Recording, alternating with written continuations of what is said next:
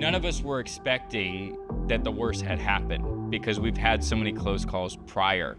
It was like 9/11 over again, where you're looking at the news reports and I'm seeing videos of friends and it's very surreal. It's hard to process. It went on for what seemed like years, and we were living in uncertainty and fear every day.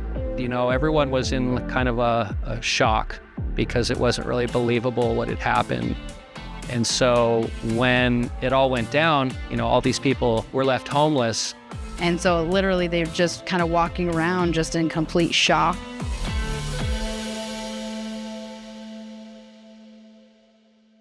The deadliest wildfire in the U.S. in over a century devastated the Hawaiian island of Maui in August of 2023, claiming 102 lives and leveling the historic town of Lahaina. Raymond Michaels and his crew at Maui Plumbing show us the Aloha spirit in action when his community needed plumbers more than ever. I'm Craig Morgan, and you're watching American Plumber Stories. Some days I'm working before the sun kisses the sky. I watch the world wake up from the seat of my truck. I'm out here earning my piece of the pie. A good honest buck, no it ain't love. I was taught to do the things I do so I don't depend on anyone. I work hard enough through the year so I play whenever I want. I have more than I deserve, including a wife who says I'm hot. Yeah, it's better than a good life that I got.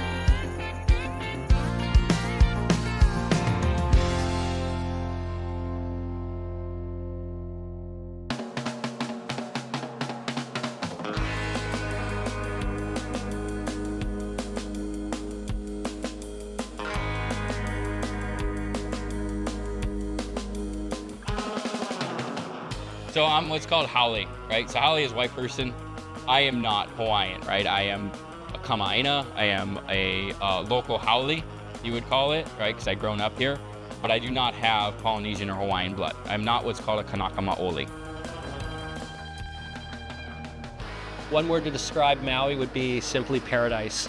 There's things in Maui that you can't get anywhere else in the world. We have limo service and we have jungles. Not even Oahu has jungles and limos, so there's every climate of the world here except for the Arctic climate. Maui, you can't beat it. How did I become a plumber in Maui?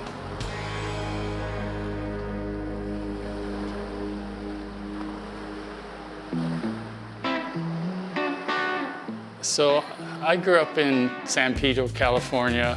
It was all surfing and couldn't get a job anywhere. 21. A friend of mine says, well, let's go to Hawaii. So we flew over. $75 one way and $25 in my pocket.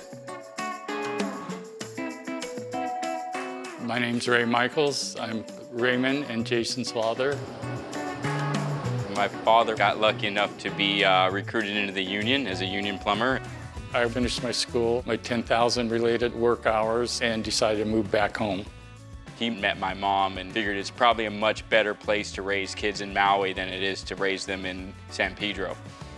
I crated up my Harley, my surfboard, my tools, and moved over. And my wife came over with Raymond and Laura.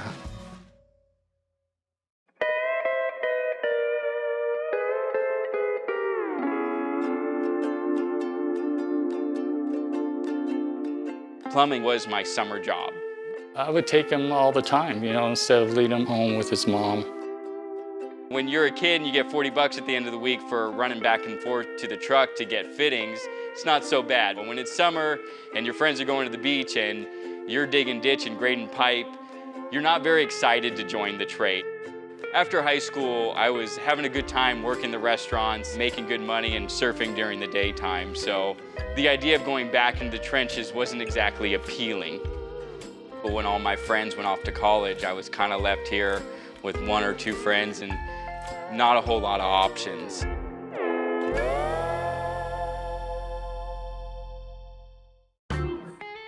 I got into plumbing from my father, and I eventually made my way out to Maui, did a couple of small jobs with my dad. Never knew I was going to be a plumber. I would take Jason every day as a helper, and then he learned the trade.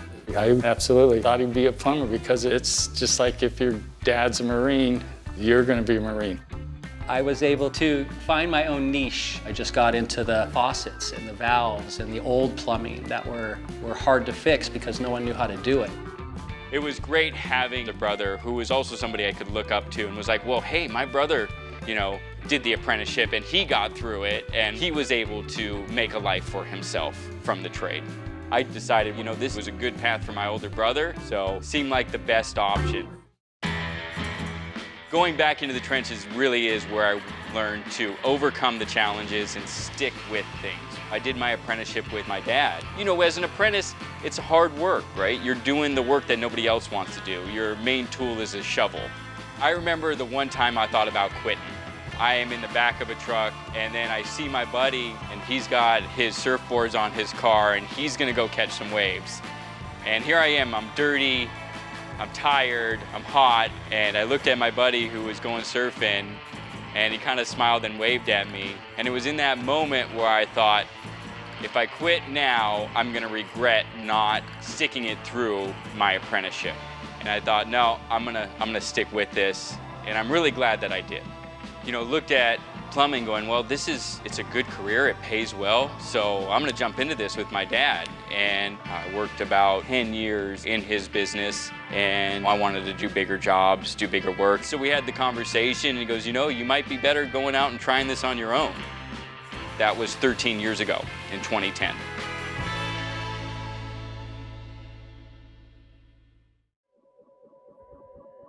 Raymond is a top-notch entrepreneur. Raymond goes after what he wants and what he needs to do to succeed. What I did to start the company was I sold off, all my toys. It was basically myself, my F-350 pickup, and I worked out of my house. I started with Craigslist ads.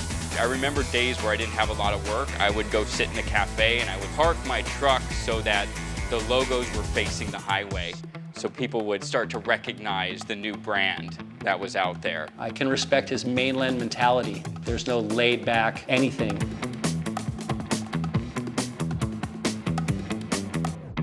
"13 years later, we are about 60 people. We are primarily a business-to-business commercial plumbing and fire protection contractor. And our focus is really on multifamily affordable housing, since we have such a huge housing deficit here in the islands. We're not just about how much profit can we make. We have to take care of our overall broader community.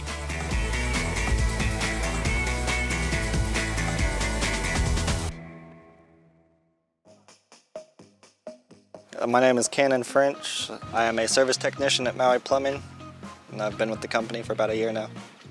This is a big, big facility. They've got a lot of water lines. They've had issues with main water breaks in the past, so they wanted to go ahead and get it opened up and take a look and see if it was a broken water line, getting it fixed.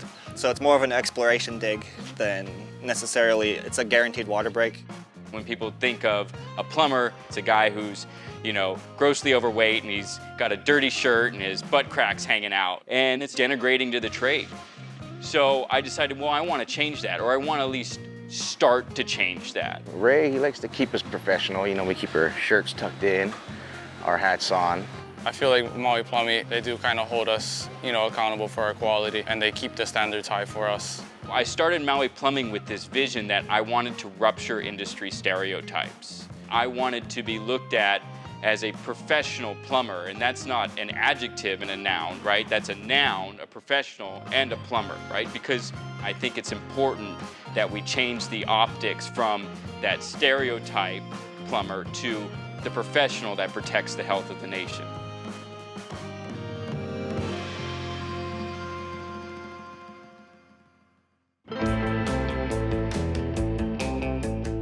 I ended up at Maui Plumbing because the pay is good, it's a great career to get into. It's a good trade. You can make a lot of money if you work hard. I smell money. In Hawaii, that's like the definition of a plumber, is I smell money, You get into a good trade, they'll pay for all your schooling, you'll come out of it without any debt, you'll get a lot of knowledge for free. We have guys that started with us knowing nothing, that are now being able to move out of their family home, that are able to buy their first vehicle, right? That are able to live a relatively comfortable lifestyle in a place that has one of the highest costs of living.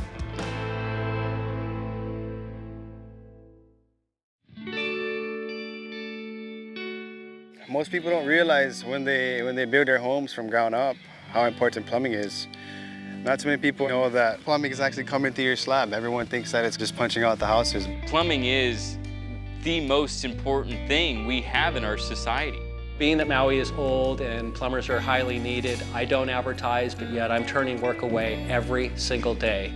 Everything it's been crumbling, you know? Like, we've been noticing the deterioration of the pipes. Most of the complexes on the island, they need to be replaced. By my estimations, we're gonna need to quadruple our workforce to deal with the housing crisis and the infrastructure that is rated a D-. Maui's lacking talented people. Even if they knew how to hold a tape measure, I would hire them, you know? But I couldn't get anybody to do that. There's just no workforce. All right, so we're gonna talk about something. August 8th. Tell me your story. Well, I got a text from the civil defense, and it might have been 4 in the afternoon.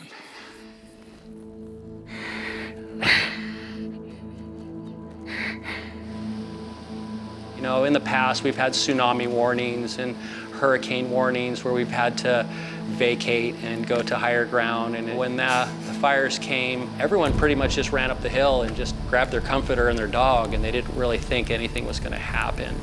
We were waiting to get into the job site, and somebody came up and told us that there's a fire down the road, and it was literally right behind the truck. Got a call from a couple of friends and family that live on the west side of Lahaina, saying that half of the town is burning.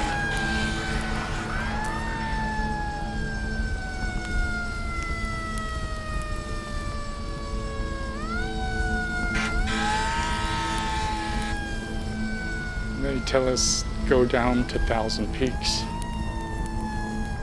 just south towards Kihei. And then the police come and said, you gotta move down another 3,000 yards. I woke up to text messages from my sister asking me if I have heard from Dad. Multiple drivers that multiple power lines are down north of the station on highway. There was all these reports of missing people because there was no cell service, so you couldn't get a hold of anybody. And I'm looking at the news reports and I'm seeing videos of friends and, you know, realizing, well, I gotta find my father. We spend the night in our 2 trucks. Just so happened that I was going to get gas and I spot my dad's truck over at this shopping center. I go and find him and, you know, he gives me this hug. I'm like, hey, I'm glad you're okay. And he was like, yeah. He's like, well, when they open their road again, I'll be able to go home. And I remember looking at him and going, yeah, that's not there anymore. And it took me 3 times of saying it before it finally registered to him that it was gone.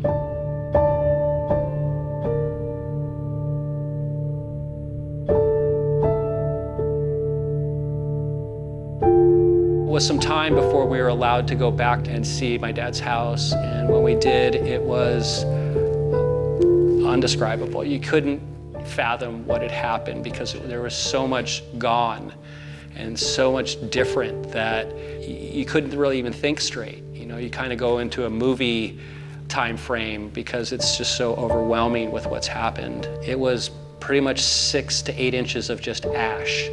The only things that really survived were things that were built by fire, like pottery, steel sockets, things like that were solid, survived, but 99% of everything was gone. It is mentally crippling to see my dad work so hard all his life to make it the way he wanted, and to have it taken away is it's almost like you're murdering somebody.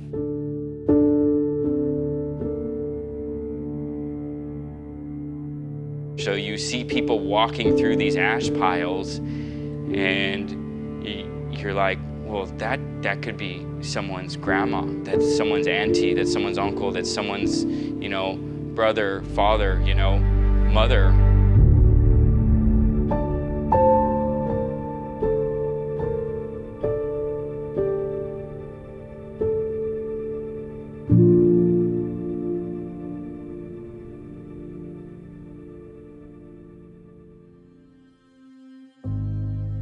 So we're in Lahaina industrial area, and so my dad's office is just right around the curve from this. I mean, how close was his office from being destroyed, just like many of these other buildings around here? The building right across the parking lot from his was destroyed. So how do you explain that, do you think? And I mean, it all depends on, you know, which way that building was facing. Were there windows open? What was the foliage like around the building? There's so many different variables that go into why a building burned and why it didn't. And this was a project y'all just completed within a year. I mean, it's gone. Yeah, this was an 18-month project. It was 89 units of affordable for rent dwellings, 1-bedroom, 2-bedroom, and 3-bedroom. And it was great. Our community desperately needed the housing. And that's 88 people who were displaced. Yeah, I think this unit with the families housed over 150 people that are now displaced. And this is just one building alone. And now you got to rebuild, but you think about the shortage of labor. How is this island going to be able to pull this off? I think it's really going to come down to, you know, workforce availability. It's going to be training the people in our community for a skilled trade. We can't import anybody. We're a non-reciprocal state. Even if we were, we have nowhere to house those people. So we have to train our workforce here.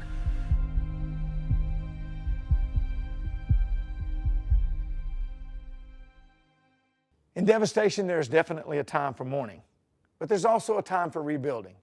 And Raymond is ready to meet this challenge in a much-needed time for leadership in his community.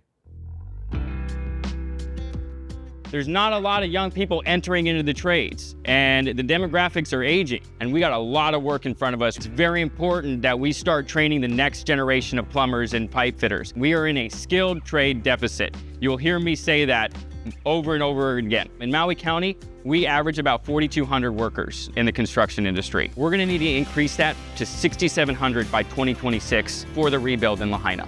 That's a 53% increase, and we're gonna have to do that. And it's gonna be a challenge, a formidable one. I'm actually really excited for it though. Maui Plumbing has donated a lot of time and materials and whatnot to help build temporary homes for a lot of displaced people, because a lot of people lost their homes.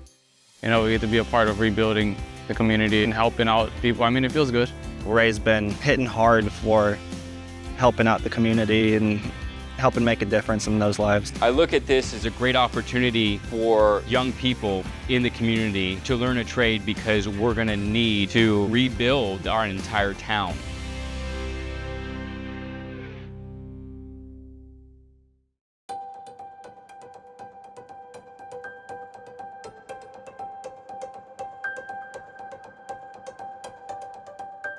We are at the site of Ohana Hope Village. We'll have 88 homes for those that were displaced from the Maui wildfires. What they're focused on is people who are precariously housed. And this is people who maybe didn't have an official lease or rental agreement. They were renting a room from their uncle, or they were renting a room from family or friends. So they didn't qualify for federal assistance. We want this to be a project for the community, by the community. And there's something about seeing people who were directly impacted be able to have hands in the project, and having companies like Maui Plumbing with staff and leaders who were directly connected to Lahaina was exactly what we had hoped would come to this project. I call it build design, because we're literally designing it as we're building it. The homes are like a shipping container that's foldable, but they're not like a shipping container. They're pre-insulated, pre-wired, so they literally pop up in 4 to 5 minutes and you have a home. We were hoping that we would reframe disaster response by standing firm on having private bathrooms and kitchens for every home. And that's something that we had seen has been missing from disaster response. We have received a ton of donations already. Mr. Faucets has donated all the fixtures for the bathrooms and kitchens. Our goal was to provide them with prefabricated plumbing systems that can be installed very quickly and at a relatively low cost. It's a little different, it's fast-paced. We have to raise the huts on blocks, that way we can do the underneath. And then when we're complete with the under part of it, they drop it down. We get inside and do the inside part. You know, we get to be a part of rebuilding the community, and just any way we can be a help. There is a perception of wealth in Maui, but most of the locals have to work 2 or 3 jobs just to pay the bills. I don't know if there's a way that we could get the message out that there are people already sleeping in their cars right now. There are people who are being evicted from the hotels. Our project has capacity to serve up to 350 individuals. We received over 700 household applications, which is comprised of almost 2,000 individuals. About 700 of them are children. It was just a news story for a lot of people. I want people to know there's lives, there's people behind this, and everyone knows about Maui and the beauty of our island. But there's a beautiful community of people behind our island that need help.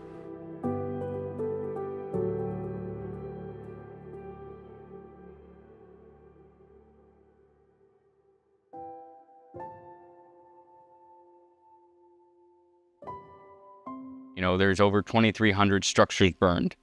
Believe, don't quote me on that, but that's a fair estimate. You know, when the fire happened, and first thing people asked for was clean water. West Maui will come back to life, but it's going to be a while. We're still a long way to go, I feel like. They're still trying to clear out the area before we can even go in and rebuild. We need plumbers, and we need electricians. We need carpenters. We need masons, roofers. We need everybody. I look at this, and one of my talking points to young people is, hey, you don't have to leave. You don't have to go off to college, you know, and spend money to get an education that you may or may not use in your job. You can stay here on Maui. You can get trained at a good career and get paid for the training and help rebuild your community and help build houses for people, help build schools for people. There is hope in the fact that we can make something better out of what it once was. I am Ray Michaels, and I am an American plumber.